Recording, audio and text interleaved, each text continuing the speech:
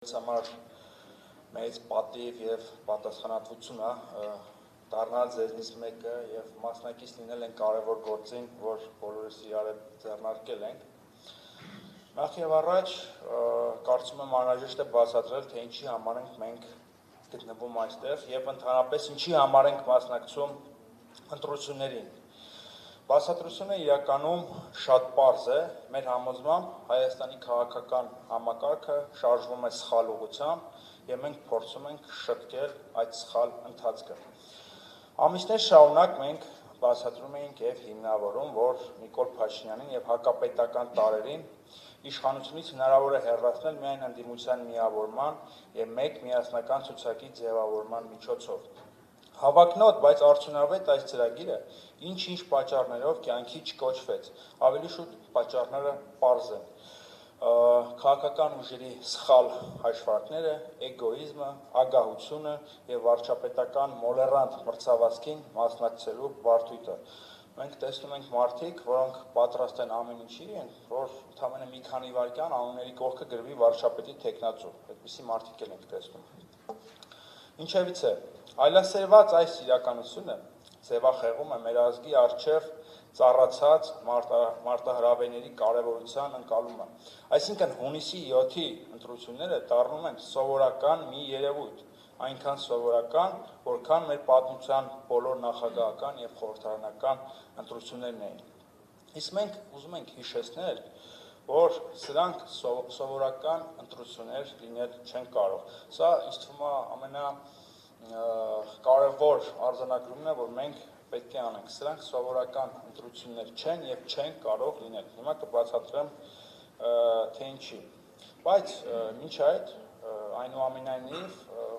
ուզում եմ հիշեցնել, որ մենք չենք այրում կամուրջները մեր ընդդիմադիր գործընկերների հետ, ունենալով այն համոզմունքը, որ փոփոխություններ բերելու հրամայականը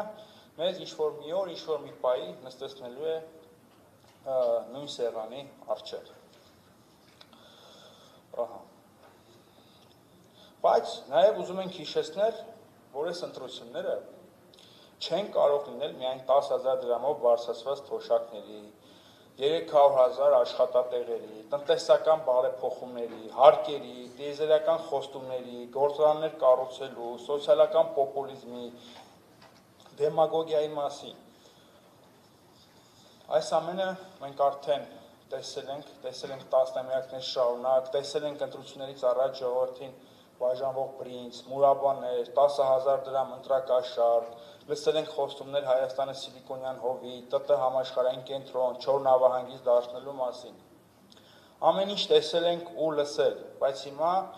ինձ թվում է կանգ առնելու եւ սթափվելու ժամանակն է եւ մեր երիտասարդությունն էլ պետք է վերջապես ամպերից իջնի, հասկանալով, որ մենք Ֆինլանդիայում կամ էլ Գերմանիայում չենք ապրում, մենք Արևմտյան Եվրոպայի խաղաղ, անհոգ եւ անդարտ երկրներից չենք ու չենք էլ կարող լինել եւ միգուցե ոչ էլ պետք է։ Իհարկե հրաշալի է, երբ նստում ենք փիլիսոփայական դատողություններ ենք անում սոցիալական արդարության մասին, ցիտում ենք Ժան-Ժակ Ռուսոյին, Վոլտերին, խոսում ենք գերմանական ճարտարապետության եւ ինժեներական մտքի մասին, երազում ենք սկանդինավյան սոցիալիզմի մասին, բայց մի փոքրիկ նյուանս միշտ բաց ենք թողնում, որ Հայաստանը մի պետություն է, որի հարևանները նրան դիտարկում են որպես Արևմտյան Ադրբեջան։ Սա ամենակարևոր բանն է, որը շատ շատերը չեն ուզում գիտակցել։ Իսկ ինչ է ասում Նիկոլ Փաշինյանը։ Իրանք խոստովանում են, որ իրանք տկար են ու անկարող, հարիվ են ու թույլ, ժամանակին իբրև թե սխալ հայրենասիրություն են դավանել, բայց հիմա խելքի են եկել ու փոխարենը փրկել են Հայաստանը, ազատագրվել ռուսներից եւ վերականգնել ինքնիշխանությունը։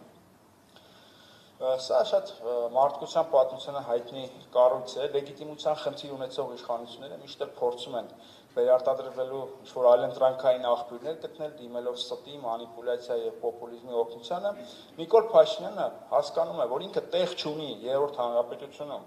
ավելին ինքը հասկանում է, որ հայ ժողովրդի վերջին 150 տարիների համատեքստում ինքը մերժելի եւ դատապարտելի կերպար է։ Այդ իսկ պատճառով նա ոչ միայն պատմությունն է խմբագրում, այլ նաև այն հարմարեցնում է իր շահերին, նա կերտում է նոր Հայաստան, գրում է նոր պատմություն, որտեղ իր տեսակը կլինի լեգիտիմ եւ ընդունելի։ Նաև իր հետ տանում է ժողովրդի մի զգալի մասին, պոպուլիզմի դիրքերից մարդկանց գլխների մեջ ներարկելով ազատության օփյումը, թույնը։ Մարդկանց խոստանում է մի իրականություն, որտեղ իրենք ազատագրված կլինեն բոլոր տեսակի հոգսերից, պարտավորություններից, բարոյական կոդեքսներից եւ հեղինակություններից։ Փաշինյանական մշակութային այս հեղափոխության համար ամենահեշտ թիրախը թերևս Ռուսաստանն է։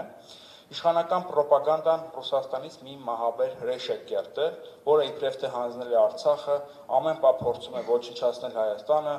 ուզում է կործանել նրա անկախությունն ու ինքնիշխանությունը եւ մտցնել միութենական պետություն։ Իդեպ հակառուսական այս քաղաքականության ճանապարհին Նիկոլ Փաշինյանը ապավինելով երրորդ կողմի կեղծ խոստումներին նպաստեց Արցախի հայաթափմանը եւ ոչնչացմանը։ Իսկ հիմա նորից այդ երրորդ կողմի անտեսանելի միջամտությամբ նա պատերազմ է հայտարարել Հայաստանի երրորդ հանրապետությանը, հայ առաքելական եկեղեցուն, ինքնությանը, արժեքներին եւ մշակութային միջավայրին։ Ցավոք սրտի հակառուսականության այս աղանդը ամուր բույն է դրել մեր երկրում եւ շատ մարդիկ պատրաստ են նույնիսկ Հայաստանի ապագան դնել զոհասեղանին, միայն թե այդ չար ռուսներին հեռացնեն Հայաստանից։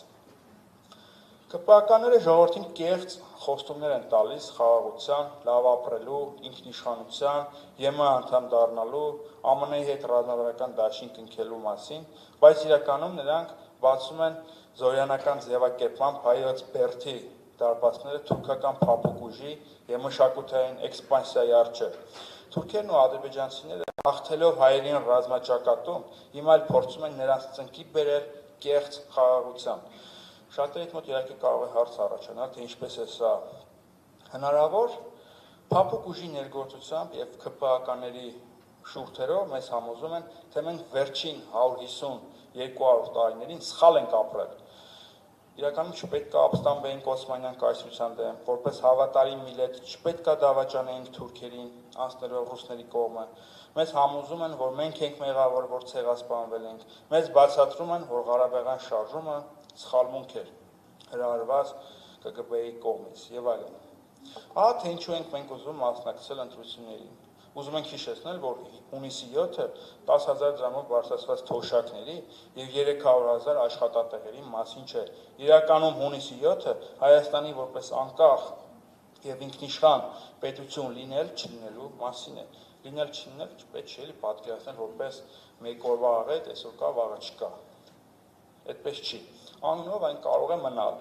բայց խոսքը անբան ձևական գոյության մասին չէ, այլ բովանդակության։ Բովանդակություն, որը փտում է, եւ հիմա մենք ինքներս մեզ պետք է հարցնենք, այս տարածքը մնալու է որպես հայերի պետություն, թե փոխակերպվելու է Արևմտյան Ադրբեջանի, կամ էլ թուրք, ադրբեջանական, ռուսական ազդեցության բաժանված գոտիների է բաժանվելու, որտեղ մնացած փոքրաթիվ հայ բնակչությունը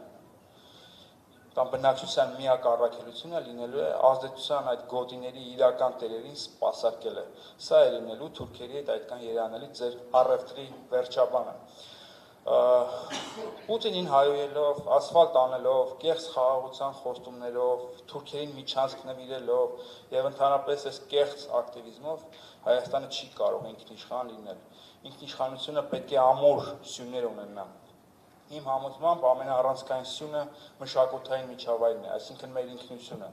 այսինքն այն ամենը, ինչը մեզ քաղաքական հայ է դարձնում եւ ստիպում ձգտելու ազատության եւ անկախության։ Քաղաքական հայի մշակութային միջավայրի կենտրոնում ցեղասպանության հիշողությունն է։ Ղարաբաղյան շարժումը որպես հայի պայքարի եւ դիմադրության խորհրդանիշ։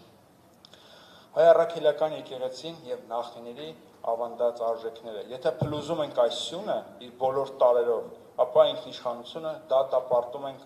ոչնչացման։ Քաղաքական ինքնիշխանություն չի կարող լինել, եթե չկա մշակութային ինքնիշխանություն։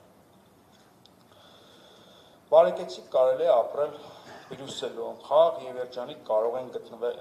խաղաղ եւ երջանիկ կյանք կարող են գտնել Նյու Յորքում եւ Փարիզում։ Ասվածից հետևում է, որ Հայաստան անունով քաղաքական մարմինը չի կարող ապրել միայն բարեկեցության եւ երջանկության վրա խարսխվելով։ Այստեղ ապրելու եւ ստեղծագործելու շատ ավելի ազդեցիկ եւ ոգեղեն պատճառներ են անհրաժեշտ։ Ելնելով այս մարտահրավերներից եւ իրողություններից մենք հանրային պայմանագրի կամ դաշինքի մեր մոդելն ենք առաջարկում, հողմանելով անգլիացի խոշորագույն մտածող Էդմոնդ Բյորքին, որն է այդ մոդելը։ Համերաշխություն ոչ միայն այսօր ապրող մարդկանց միջև, այլ նաև մահացածների եւ բոլոր նրանց միջև, որոնք դեռևս չեն ծնվել։ Սա է մեր հանրային պայմանագրի մոդելը, հիմա ինձ թվում է պետք է բացատրել, թե սա ինչ է նշանակում։ Այսինքն ուրանալով ցեղասպանությունը, Ղարաբաղյան շարժումը, մենք չենք կարող հաշտ լինել անցյալի հետ, անցյալի հետ կոնֆլիկտ է առաջանում։ Չենք կարող համերաշխ լինել նաև ապագա դեռևս չծնված սերնդի հետ, նրանց թողնելով ավերակներ, կազմաքանդված Հայաստան եւ Ալիևյան սահմանադրություն։ Ապագա սերունդը մեզ հայոյելու է, եթե նրանց Ադրբեջան թողնենք։ Այդ իսկ պատճառով անհրաժեշտ է Բյորքյան այս ձևակերպմամբ համերաշխություն անցյալի, ներկայի եւ ապագայի միջև։ Համերաշխությունը չի կարող միայն սոցիալական արդարության վրա խարսխված լինել, նաեւ համերաշխության այս մոդելը կա, որը այս պահին մեզ ամենաշատն է պետք իմ համոզմամբ։ Իրականում սա չափազանց բարդ ճանապարհ է, որը ենթադրում է էվոլյուցիոն, աստիճանական զարգացման տրամաբանություն։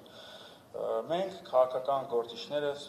ակտիվիստներս այս խնդիրը միայնակ չեն կարող լուծել եւ պարտավոր են դիմել հայ իրականության ամենաշարունակական չընդհատվող ինստիտուտի օգնությանը։ Խոսքը հայ առաքելական եկեղեցու մասին է։ Մենք առաջարկում ենք վերանայել հոգեվոր եւ աշխարհիկ իշխանությունների մասին մեր կարծրացած, բարդությունավորված պատկերացումները, մեծացնելով հայ առաքելական եկեղեցու դերը մեր հանրային կյանքում։ Կասկածի տակ չդնելով եկեղեցու եւ ամենայն հայոց կաթողիկոսի անկախությունը, նրանց մասնակից դարձնել մեր ազգային նոր ռենեսանսի գործին։ Դրա համար անհրաժեշտ է հայոց քրիստոնեությունը միահյուսել հայկական ժողովրդավարության հետ։ Եկեղեցու հայրերի աստվածաբանությունը ներդաշնակեցնել մեր լիբերալ քաղաքական փիլիսոփայության հետ։ Փորձել պահել ու զարգացնել այն ամենը, ինչը կենսունակ է, եւ աստիճանաբար դուրս շպրտել անպետքն ու վնասարարը։ Մենք պետք է հասկանանք, որ հայ առաքելական եկեղեցին սովորական կրոնական կազմակերպություն չէ, որի միակ զբաղմունքը պատարագ մատուցելն է կամ աղոթելն է։ Հայ եկեղեցին Հարավային Կովկասում հայկական պետականություն ստեղծելու առաջնային եւ առանցքային դերակատարներից մեկն է, ինչը նրան փայատել է դարձնում Հայաստանի Հանրապետության։ Ես այսպես եմ պատկերացնում մեր ընթացքը, իսկ ժողովրդին էլ առաջարկում եմ պայքար եւ տքնաջան աշխատանք այդ ազատության կեղծ օփիմի փոխարեն։ Ուրացումը, դավաճանությունը, երեսպաշտությունը, միայն օրվա հացով ապրելը, ազգային խրախճանքներով եւ փառատոներով փոխարինելը ոչ խաղաղություն է բերելու եւ ոչ էլ բարեկեցություն։ Ազգային ռենեսանս լինելու է, հայ ժողովրդի ստորացման այս ամոթալի էջը փակվելու է, ռեմոնտադան հնարավոր է։